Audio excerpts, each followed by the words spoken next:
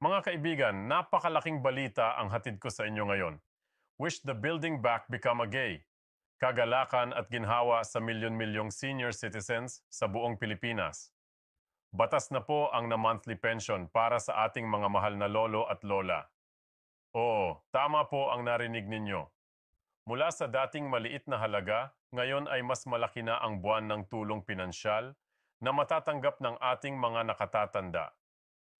Ito ay isang hakbang na matagal nang hinihintay, pinaglaban at sa wakas ay natupad na.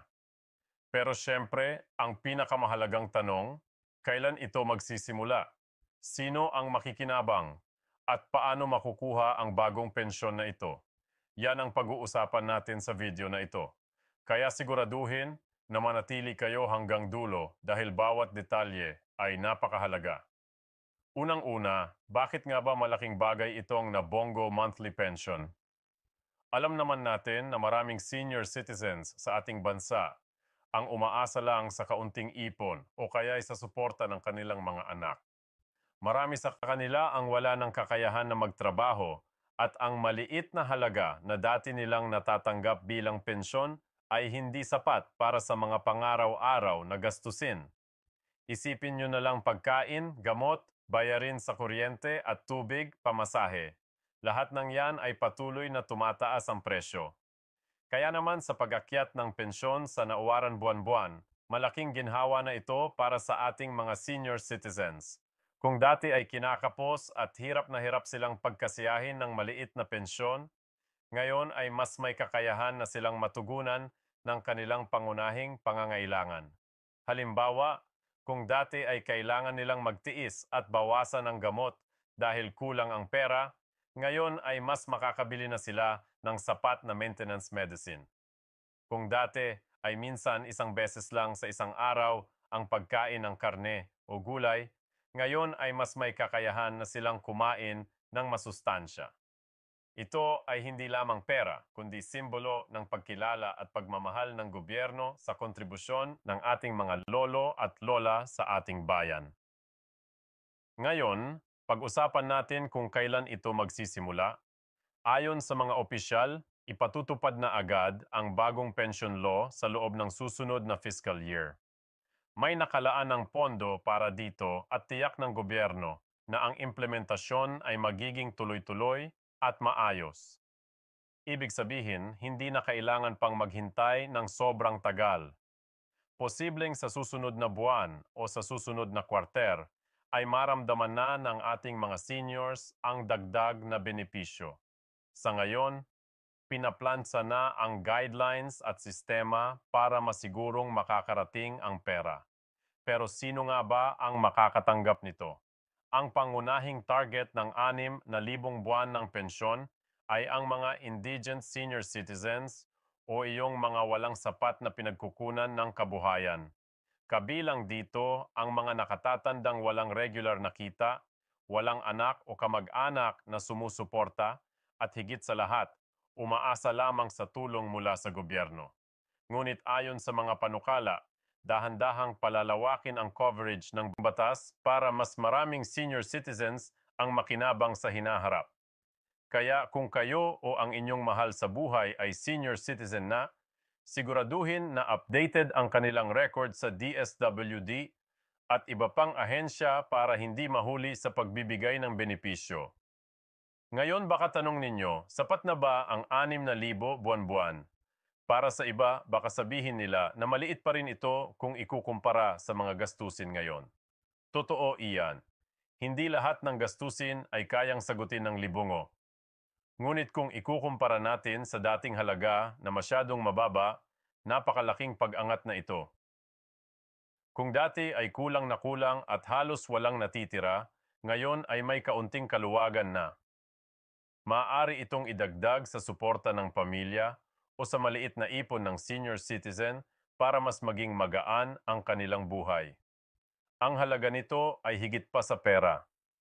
Ito ay simbolo ng pagkilala sa kanilang sakripisyo, sa kanilang pinagdaanan, at sa kanilang kontribusyon sa ating lipunan. Isa pa, ang na 1,000 a monthly pension ay may domino effect. Kapag mas may pera ang ating mga lolo at lola, mas mababawasan ang pasanin ng kanilang mga anak at apo. Hindi na masyadong mahihirapan ang pamilya sa pagbibigay ng lahat ng pangangailangan ng nakatanda. Dahil may dagdag na tulong mula sa gobyerno, ito rin ay nakakatulong sa lokal na ekonomiya dahil ang perang ito ay gagastusin sa mga tindahan, botika at merkado sa kanilang komunidad. Kaya kung tutuusin ang benepisyong ito ay hindi lamang para sa seniors, kundi para sa buong pamilya at komunidad. Ngayon, pag-usapan natin kung paano makukuha ang pensyon. Ayon sa guidelines na inilalatag, ang 6,000 ay ibibigay buwan-buwan sa pamamagitan ng direct cash payout o kaya naman ay sa pamamagitan ng ATM o e-wallet system para mas madali at mas ligtas ang pagkuha ng benepisyo. Para sa mga seniors na hirap lumakad or hindi kayang pumunta sa payout centers, may mga talaga ring community workers o social workers na magdadala mismo ng tulong sa kanilang bahay. Napakahalaga nito dahil alam natin na hindi lahat ng seniors ay may kakayahang bumiyahe. Kung susuriin natin, ang batas na ito ay hindi lamang tungkol sa pera, kundi tungkol sa dignidad. Maraming senior citizens ang nagsakripisyo noong sila'y malakas pa. Nagtrabaho, naglingkod, nagtaguyod ng pamilya. Kaya naman nararapat lamang na sa kanilang pagtanda, may magbibigay ng suporta at pagkalinga. Ang 6 na LEB, pisong buwan ng pensyon, ay isang paraan ng pagbabalik ng gobyerno sa kanilang sakripisyo. Pero siyempre, gaya ng anumang bagong programa, may mga hamon din itong kahaharapin. Una, ang pagtiyak na walang korupsyon at hindi maaabuso ang sistema. Kailangan nating masiguro na bawat sentimo ng 6,000 ay makakarating sa tunay na benepisyar at hindi sa bulsa ng mga tiwal opisyal. Ikalawa, ang tamang pag-target ng mga seniors na tunay na nangangailangan. Maraming seniors ang may kaya naman sa buhay kaya't dapat ay mas unahin talaga ang mga walang kakayahan. Ikatlo, ang sustainability. O ang tanong kung hanggang kailan kayang ipagpatuloy ng gobyerno ang pagbabayad ng 6,000.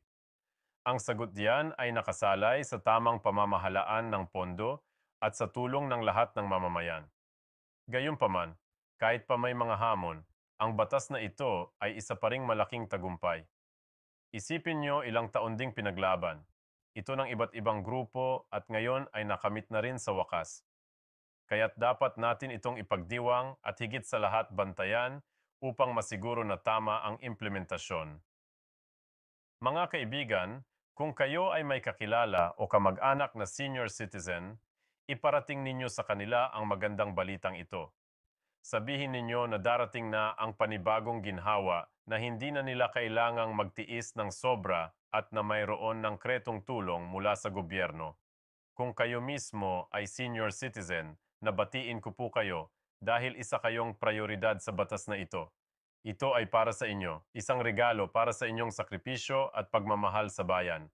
At dito sa ating channel, patuloy naming ibabalita ang lahat ng updates tungkol dito mula sa eksaktong petsa ng implementasyon hanggang sa mga hakbang na dapat gawin para makuha ang benepisyo.